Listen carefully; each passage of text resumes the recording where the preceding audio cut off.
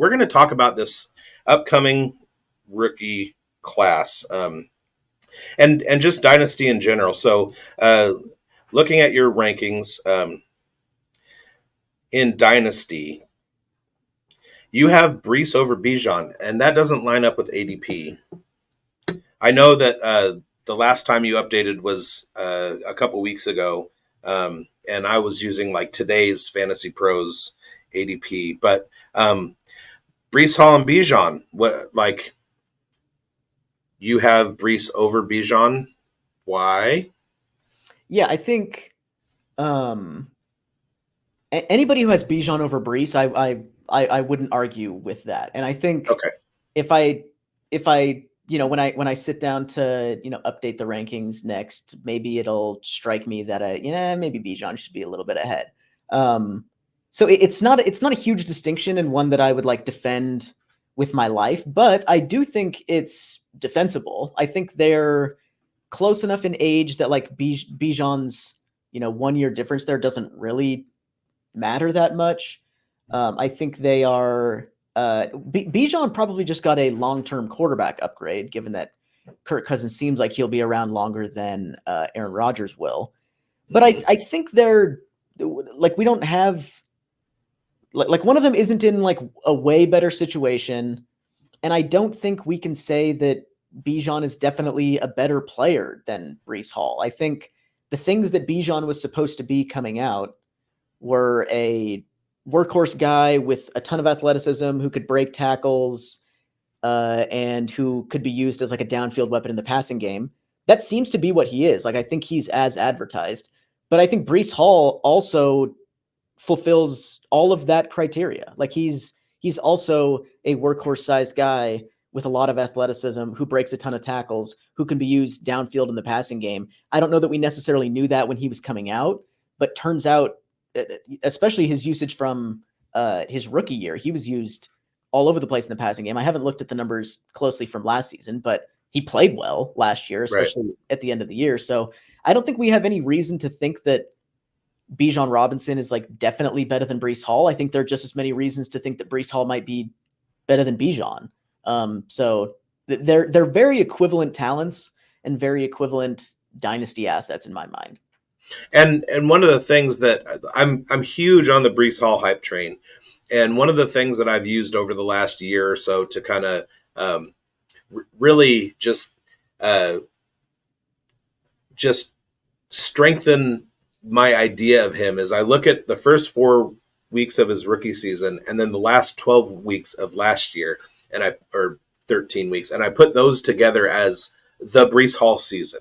And that's how I look at him. And I kind of like take out the injury era. And so over the course of those 17 games, there aren't a lot of guys who have had 17 game stretches that were that good.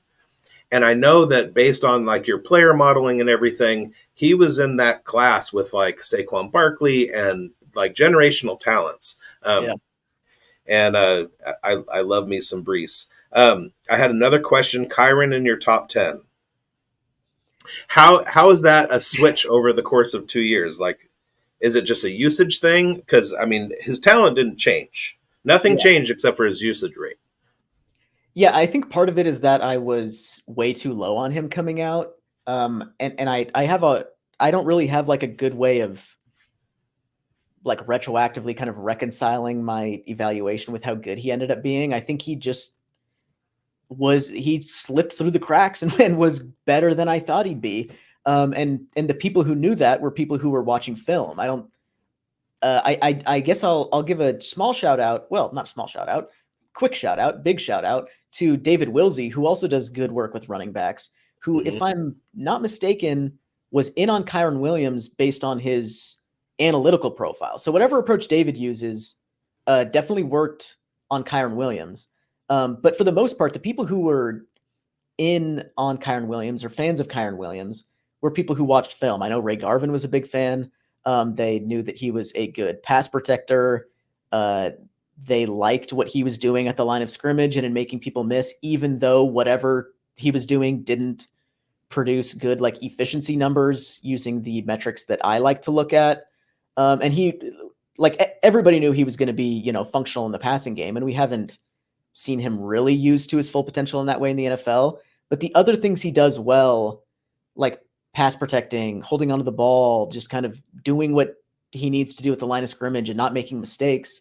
I think we're really in the right place at the right time with Sean McVay and the Rams running back room in the last couple of years, where their main guy was like the direct opposite Right. in Cam Akers, who was athletic and exciting, but frustrating, I think, in the way that he would run the ball. Like, I don't think he's the most natural runner at the line of scrimmage. And I think Sean McVay didn't really want to put up with that. He didn't want to have different people come in on third downs. And Kyren Williams was able to kind of fix all of those problems and was really good on the ground. So I think I'm just kind of taking the L at this point, and my strongest copium for this one is I wasn't watching film. Maybe if I had been, I would have been a little bit more in on him. But my process at the time just completely missed on Kyren Williams, and I still don't think he's like some sort of elite talent. Like, I think he's probably, comparable to how good like Austin Eckler is, where he's just kind of been like, I'm a big Austin Eckler fan, but like, we can be honest and say that he's been a very, underqualified bell cow the last few years after Yeah. just kind of falling into this role by virtue of being dependable and being able to catch the ball. And he can kind of do everything. Kyren Williams is kind of the same way. And so I think he's in a situation under Sean McVay where he has the trust of the coaching staff and has job security because of that. But he's not a guy who, in any situation, or if McVay decided he wanted to go be, just date Instagram models for the rest of his life and retired tomorrow, I don't know that Kyren Williams would have the same level of job security just based on his talent alone. But he's definitely been way better than I thought he'd be. Right. So now, why is Isaiah Spiller the next Kyren Williams? I'm kidding. Okay, so this is a question that really hits close to home because my co-host right here on the Dynasty Pulse, Mike Greinberg, aka FF Canuck 99, we are in an undroppables Dynasty startup, and we're looking at the 5-10 coming up in a few picks, and I have Rachaad White targeted to pair with Travis Etienne, and he is trying to push Josh Jacobs. So tell me what I can say to him to convince him that Rachaad White is the proper pick and Josh Jacobs is not. And this is a dynasty startup. Well, first of all, I don't necessarily think that Rachaad White is the better pick, but if I was constructing an argument, I think you just point to Josh Jacobs' 2022 season where he stunk. He was terrible. Or not 2022, 2023. He was great in 2022. He stunk in 2023, and now he's in Green Bay, change of scenery. But I haven't seen any legitimate explanation for why he stunk last year, other than the Raiders were bad. But it was a Josh McDaniels thing. But Zamir White didn't stink that bad. That was he came out when Antonio Pierce was the head coach and Bo Hardegree was the offensive coordinator. So It was a complete regime change, and it was a totally different season than when Jacobs started. And Jacobs, to be fair, Jacobs was more efficient after Pierce took over. Right, and which is why I have Jacobs over White in my dynasty rankings. I think because I'm generally bought into the idea. I'm willing to trust the wisdom of the crowds on Jacobs not being cooked, even though I think that's, there's a possibility there. But if you are trying to sell White over Jacobs, I think you have to align yourself in the territory where Jacobs is probably cooked. There's no reason Rachaad White can't do what he did last season in 2024, but. Yeah, I did that. And one of the reasons I brought it up is because this won't even be seen by anybody else before we get to make the pick. So Hmm. it'll all Gotcha. come out in the wash. All right, so let's move on to this 2024 rookie class. Now the rankings that you have don't totally line up with consensus, I guess. There are some interesting things in that are in there.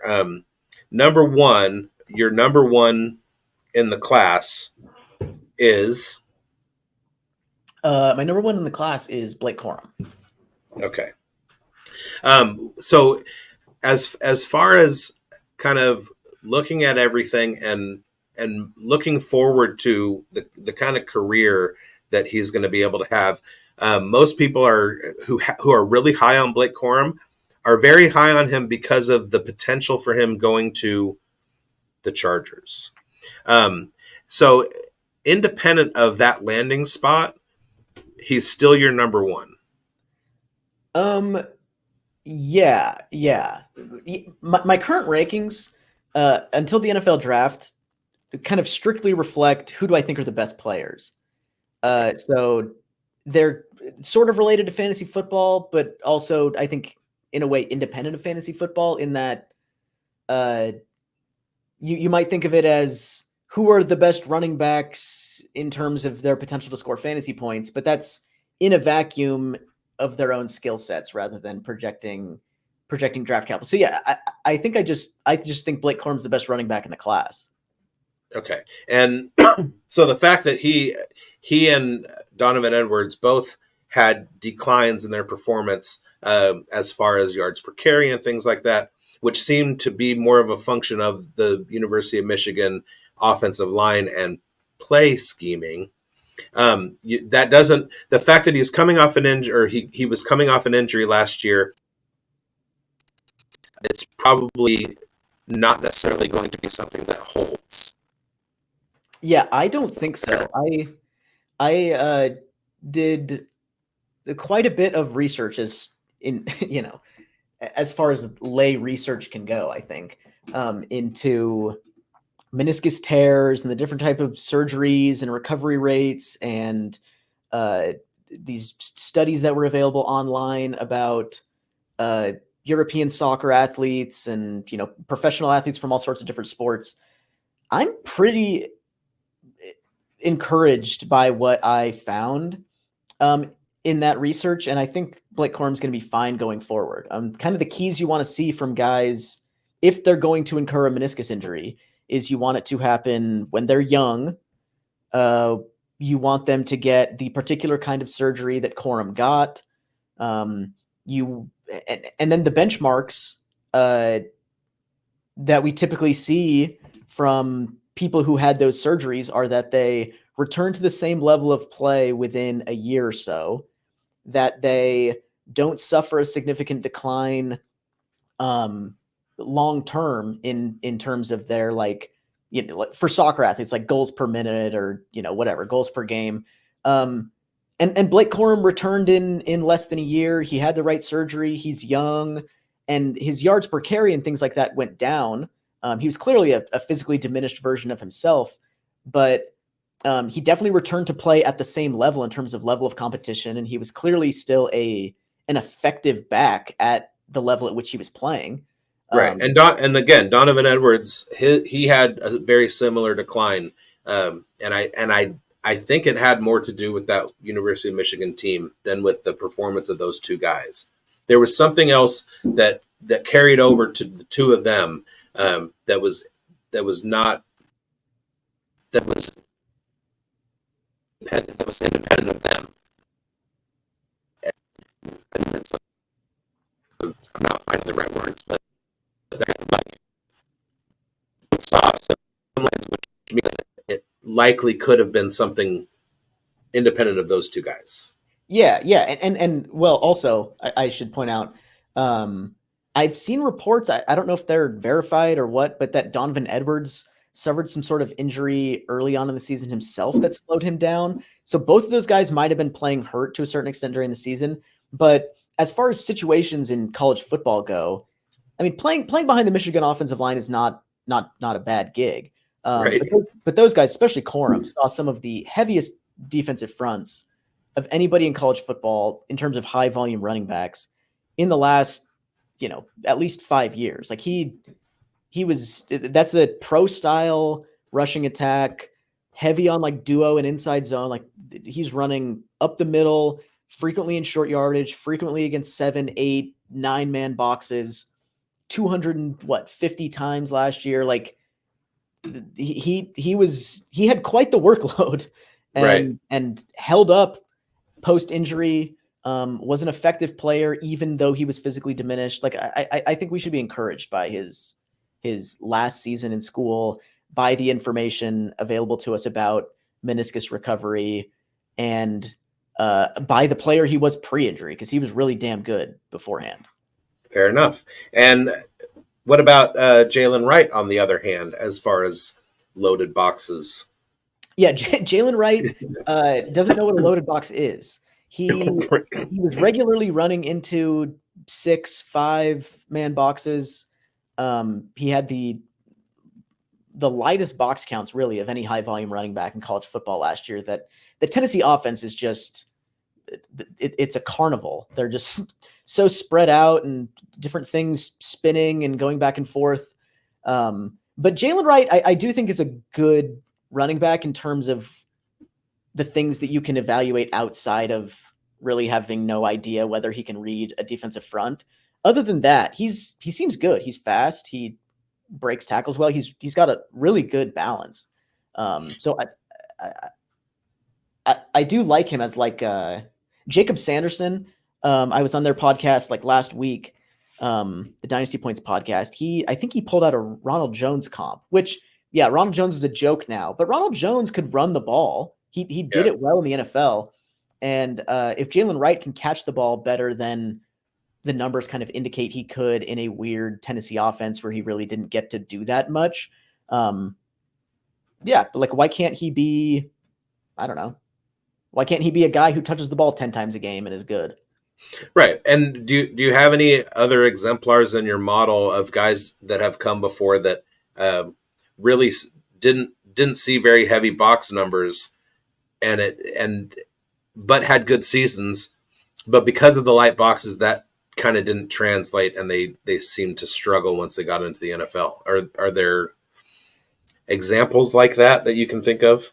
Yeah, Jalen Wright was kind of the first guy where it like really struck me how light these boxes he was running into were.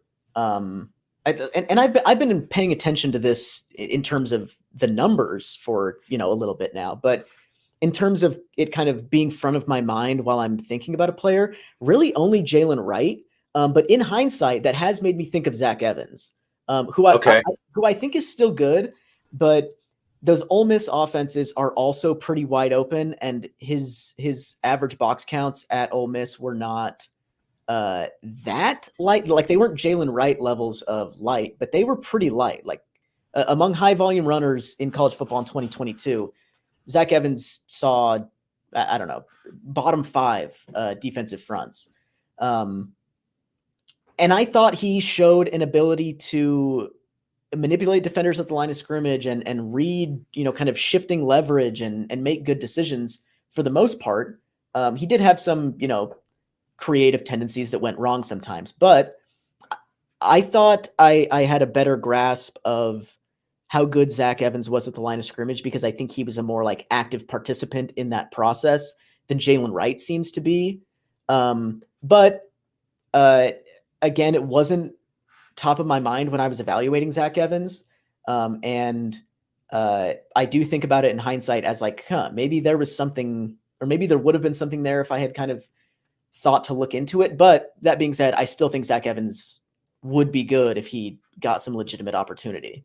Yeah, and I think the season that Kyron Williams had is kind of the season that everybody kind of anticipated coming from Zach Evans, where, Right. kind of taking over in the second half of the season and, and finishing with, pretty good running back standings.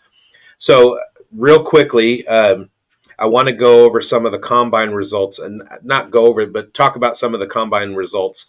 And this is coming from Sumer Sports, and they released a chart of combine information and draft value correlation along with performance, and the top two corollaries for running backs. And this is something that you brought up in terms of wanting to look at the other kinds of things besides the pillars of running back evaluation, but still, and what has played out is the pillars of running back evaluation have been age and weight. So with that said, and looking over your 2024 rankings, there are really three guys in the top 10, 15 who are under 21 years of age entering the draft, and that's Jonathan Brooks, Audric Estime, and Braylon Allen. Estime we'll get to, and you talked a little bit about him in the first segment. Jonathan Brooks, I think there's kind of this idea that post injury, he likely is the most talented guy that's out there. So, like in a dynasty situation, if you're drafting a running back, he's like Corum and Jonathan Brooks are last year's JSN and Jordan how to get the work early.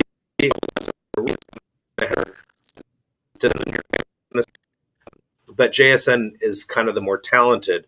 Would you say that is a similar analogy for Jonathan Brooks? He's better than Blake Corum, but he's going to have a slower start in the NFL. I don't think that's how I don't think I necessarily agree with that. I think Okay. I think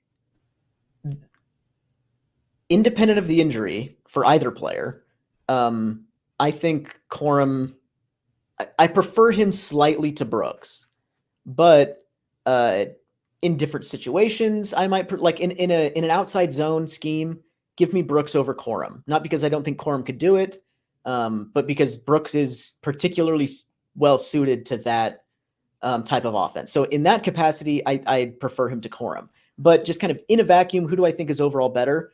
Give me Corum, but not by a ton. I am a fan of Jonathan Brooks. But I will say about the injury, about his in particular, Corum is getting a lot of flack for having been bad, allegedly bad last season. And according to a lot of tackle breaking, yards through contact, things like that, metrics, he was bad.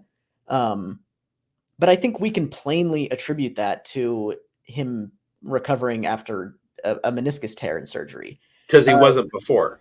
Right. He wasn't bad before. He was good at those things before. Brooks was excellent last year, got hurt, now is, recovering from his own injury and surgery, which is an ACL, not a meniscus. So it's a little different, whatever. And I think we've been kind of trained to treat ACLs as if they're kind of nothing nowadays. Like, give him 8 months, he'll be fine. Like, what do I care? But not every guy is great right away.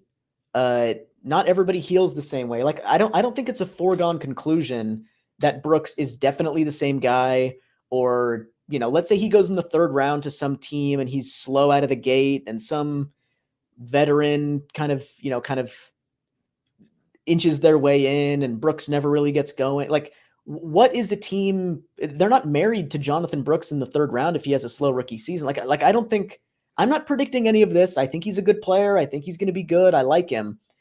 I don't think there's enough caution surrounding the injury. Okay,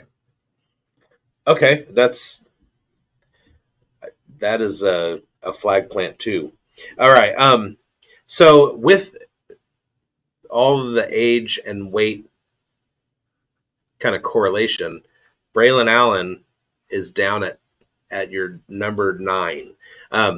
I have been just kind of, and again, I don't do the kind of research that you do. I read you. But we have a saying, we do the work so you don't have to, and you do the work so I don't have to. But Braylon Allen has been like my favorite guy in the class for a while. I haven't moved off, and I haven't seen anything that has moved me off of that. He fits the age. He fits like the top 12 bell cow physical profile. So if you're going into a rookie draft, RB9, that's like, that seems undraftable at a certain point. That's like a taking him in the fourth round kind of area. What are your thoughts on Braylon Allen moving forward? And I know you had him very high. What caused the slip? Yeah, I feel like I'm tentatively a fan of Braylon Allen. I actually today just finished an article on him, so that'll come out probably by the time this comes out. So a lot of my thoughts on Braylon Allen will be on the website.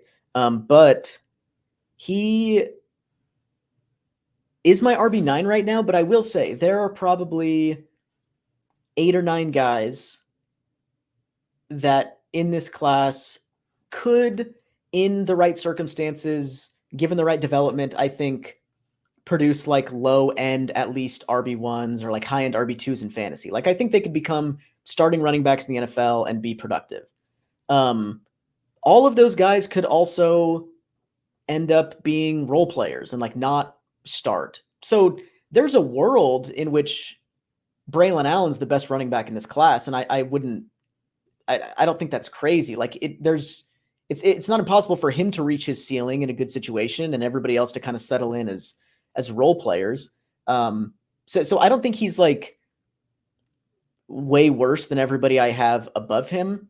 But I think he's interesting in that some of the criticisms I see levied against him sort of makes sense. He doesn't run with as much power as you'd expect from a guy his size. He is a little bit lumbering and awkward in his movements at times. He is an inexperienced, like pure runner, just because he's a positional convert and a young guy, and all that stuff.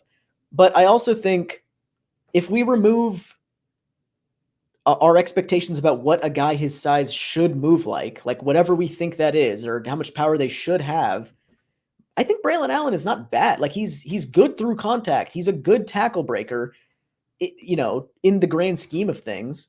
And guys like AJ Dillon, Derrick Henry, Najee Harris, like how many big backs, tall guys who run kind of high have we seen get cut down at the line of scrimmage and stumble around a little bit more than we'd like them to. Like these guys, it Right. just kind of comes with the territory of being 6'1", 6'2", and 235 plus pounds. These guys, they don't move around like Jahmyr Gibbs does.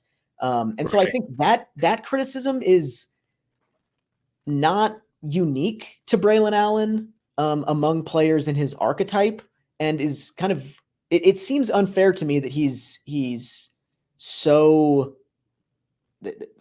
like in some corners of fantasy Twitter or draft Twitter, whatever. It kind of seems like he's ridiculed for being like not running hard or like going down too Right. easy. It's like his And 2 body. years ago, he was the golden child. Right. And I also think it's become kind of cool to not like Braylon Allen, because Yeah. people who loved him when he was a freshman, the people who view themselves as like the real football knowers, the real ball knowers, could be like, he's not that good. He's not developed. He's just big and fast. You don't know what you're looking at. And that's kind of that sentiment I perceive has kind of preserved itself over the last few years. But I didn't find him to be like an especially mistake prone runner at the line of scrimmage in 2022 or 2023. He was running completely different offensive schemes in those 2 years. I put a video up on Twitter today, a little compilation of him like moving around the line of scrimmage. He's pretty slick and has Yeah. decent agility for a guy his size. Yeah. And again, I don't think he doesn't have a problem with his power. Like, yeah, he could put his shoulders down more often and gain more yards through contact than he currently does. But he's not like like Jonathan Brooks goes down way easier than Braylon Allen does, and nobody complains about that because he's not 235 pounds and they don't expect it out of him. But Braylon Allen, Right. that doesn't suddenly that's like a negative on his profile, when really he's got above average power. I think he's a fine player. And that speaks to that. Wrapping up. That'll be the bow. By contrast, you have Audric Estime as your number 3 rank. And similar kind of story, early production, young age, larger guys. Estime is what, 10 pounds lighter than Allen, something like that. Yeah. And Estime got just shit on for his combine, his 40 speed, which isn't necessarily as corollary at the running back position as people want to believe. So talk to me about the differences, but what separates Estime from Braylon Allen? Yeah, I think where Braylon Allen, at this point in his development, I view him as kind of a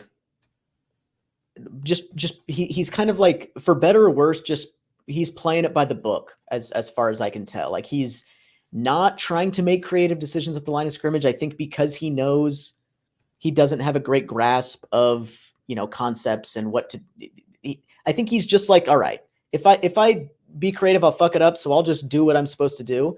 Right. Audric Estime is a much more active decision maker at the line of scrimmage in a way that benefits him. He also played behind a good offensive line, but he's excellent at finding holes that don't look obviously open but are, or manipulating defenders out of position to create open lanes. Like, he just does the value adding things at the line of scrimmage way better than Braylon Allen does, even though I don't think Braylon Allen does them poorly. He just kind of doesn't do them. He's just kind of a passive participant. And Estime, I think, is a little bit more fluid athletically than Braylon Allen is, which is saying something, because I do think Braylon Allen is pretty fluid athletically. But I think Estime's bad moments in that area are less frequent than Braylon Allen's. Allen is kind of inconsistent. I also think Audric Estime, at least this is what the numbers say, and what I, my perusal through his film did not change this opinion. He seems to be good in pass pro, and he catches the ball cleanly. Like, he's not he's not Jahmyr Gibbs out in the passing game either, but he can catch, he can orbit around the pocket and catch dump offs. And I think he can pass protect, and he's a big dude. And yes, he's not that fast. But if anybody's evaluation of Audric Estime, film evaluation at least, depended on him being very fast, like, I don't understand what you were watching if, like, that's what you needed to be in on him. That's not his game. Right. He's not going to rip off 60-yard touchdowns, but But also, he has been GPSed in the open field at, like an elite speed. So I get a similar vibe with Braylon Allen to some of the guys that have come out in the last couple of years. Kenneth Walker, I think Damian Pierce to a certain extent, and Zamir White. So especially Zamir White, and not in and only in this term, guys who don't have a lot of pass catching volume opportunity in their scheme in the NCAA, but aren't incompetent at it on the NFL level. There was a knock on Kenneth Walker coming out that he didn't catch a lot of passes.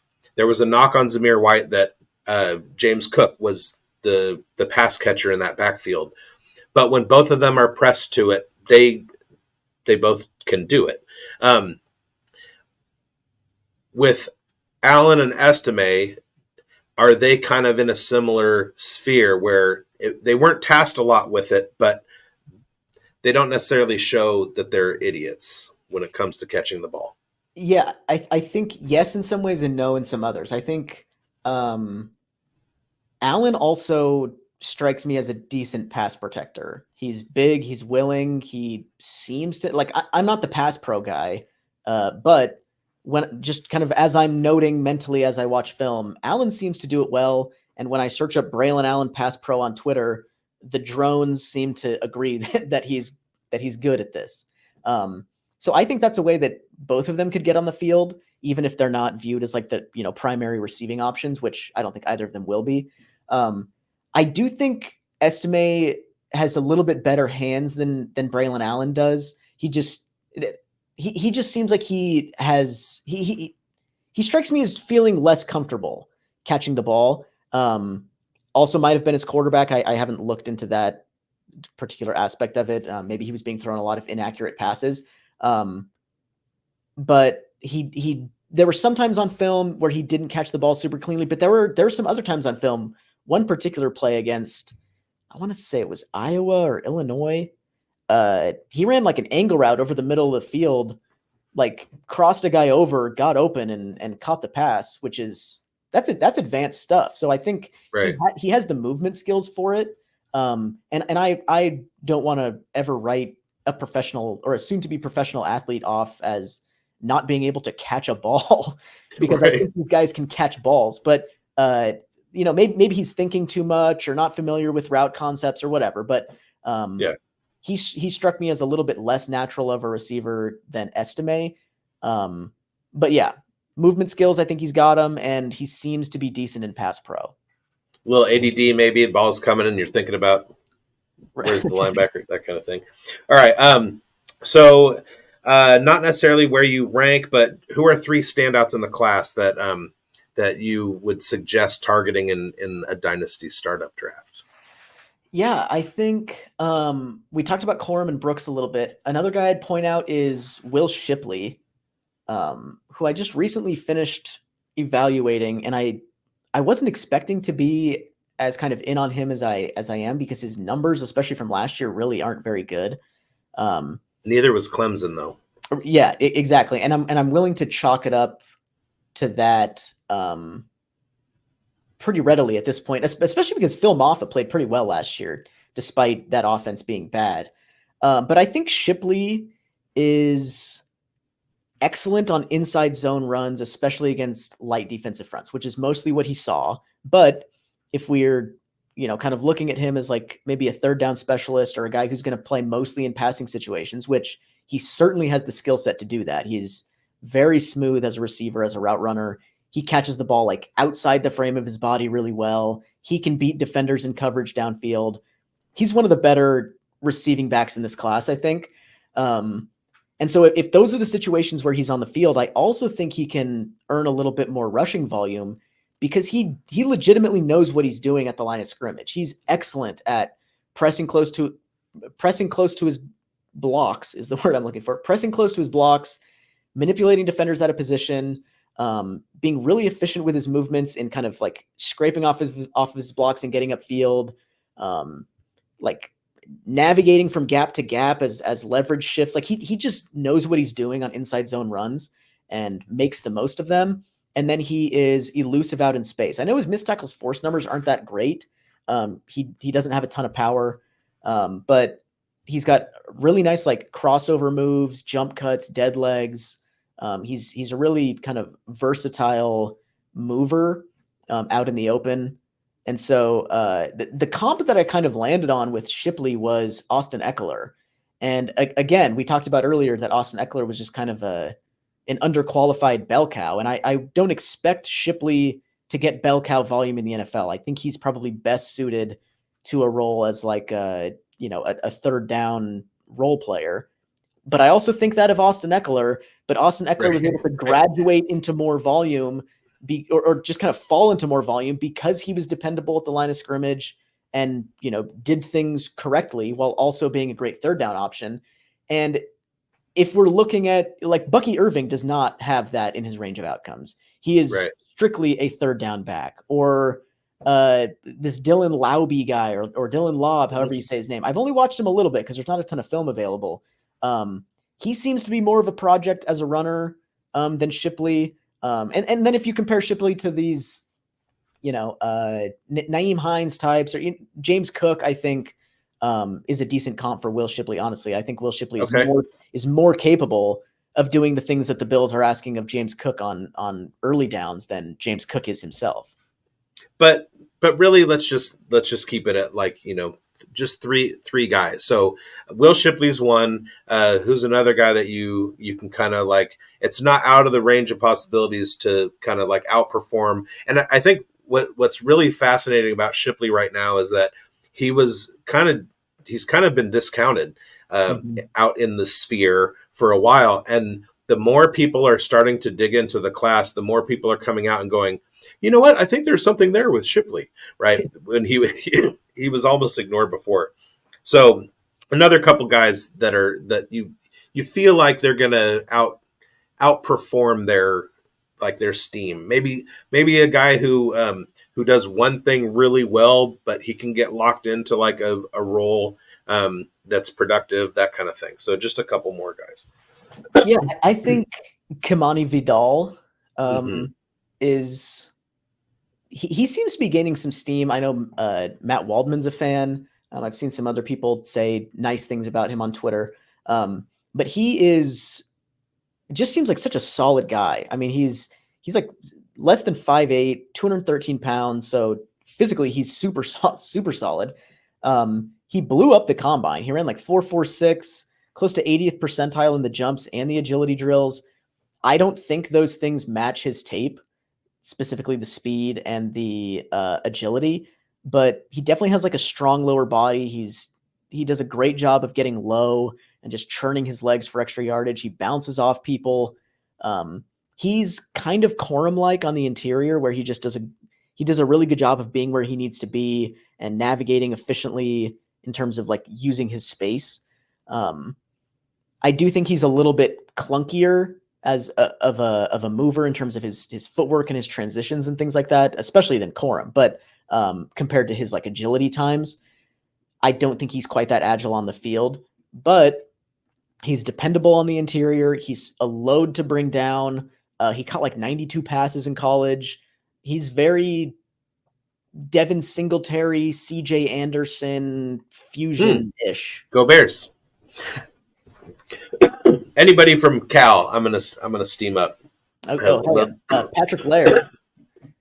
I love Patrick Laird, and I followed him to New Orleans and Miami, and wish that he had gotten. Yeah, I mean, he had some pretty big games in college. Didn't really translate to his role in the NFL. But he made it to the NFL. He was right, and he's stuck. Wide receiver. Yeah. One more. I said Mayan Williams earlier, so I will not count that. But let me throw out Kendall Milton. Okay. This is a guy that I have not watched film on since I watched one game last summer. So that's a big caveat. But he's got good size, decent speed. Yeah, I think he ran like a 4.6. But his rushing efficiency numbers are nice, and he comes from helmet scouting, don't do that, blah, blah, blah. Georgia produces good NFL backs, even the guys who weren't that good at Georgia. Zamir White was kind of just okay at Georgia. That's kind of what Kendall Milton was. I would not be surprised if he is a better pro in the same vein as like Zamir White has already latched on as a solid RB2 and maybe the starting running back for an NFL team next year. I don't see why Kendall Milton couldn't do the same thing. I think he's at least from the numbers. He's not a smash prospect, but he's very solid. Okay, so I said earlier that I was going to wrap up the 2024 class with a bow, and this is that bow. So we talk about in your rankings. There's a 7 player difference between Audric Estime and Braylon Allen. Bucky Irving is right there in the top 10. Blake Corum is the number 1. Frank Gore Jr. is down in the mid teens. Kamani Vidal is there too. Isaac Garendo had a phenomenal combine. Mayan Williams and Kendall Milton are down there too. Amani Bailey's been talked up, although his combine basically like made him undraftable. Rasheen Ali was talked up for the Senior Bowl and then got hurt. So there's just a ton of guys and nothing to separate them. So it's almost like in this NFL draft is landing